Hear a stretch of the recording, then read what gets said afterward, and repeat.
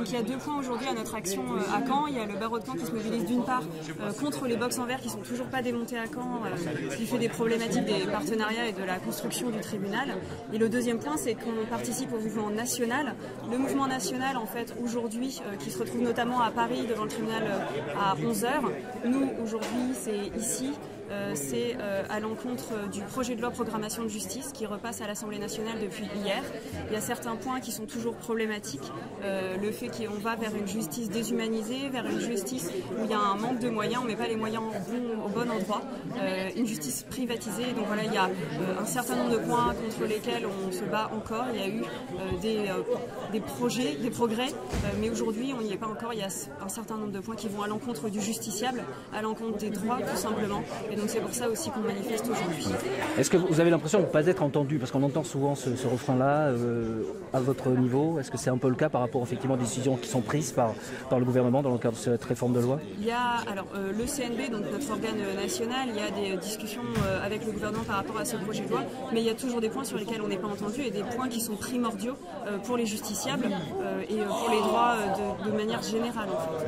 Quels sont ces droits de manière, allez, on va pas dire générale, est-ce que c'est compliqué? Alors là, je suis obligée de reprendre ma liste parce que c'est une loi où il y a tellement de points qui sont abordés, tellement de points qui sont problématiques, qu'il y en a certains qui sont plus particulièrement difficiles, mais on va vers une dématérialisation de la justice, vers un rétablissement des droits de timbre, donc c'est le droit d'accès au juge en payant, c'est un recul du contrôle de l'autorité judiciaire sur l'action de la police. En fait, ça va autant sur le civil, sur le pénal, mais aussi pour les affaires familiales, notamment. Qu'est-ce que vous réclamez, vous, aujourd'hui?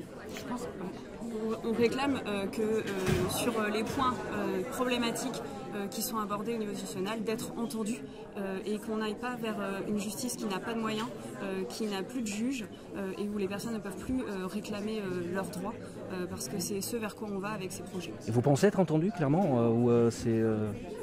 C'est la raison de notre action aujourd'hui. Ouais, c'est pour justement montrer qu'on est là et qu'on veut continuer à être entendu.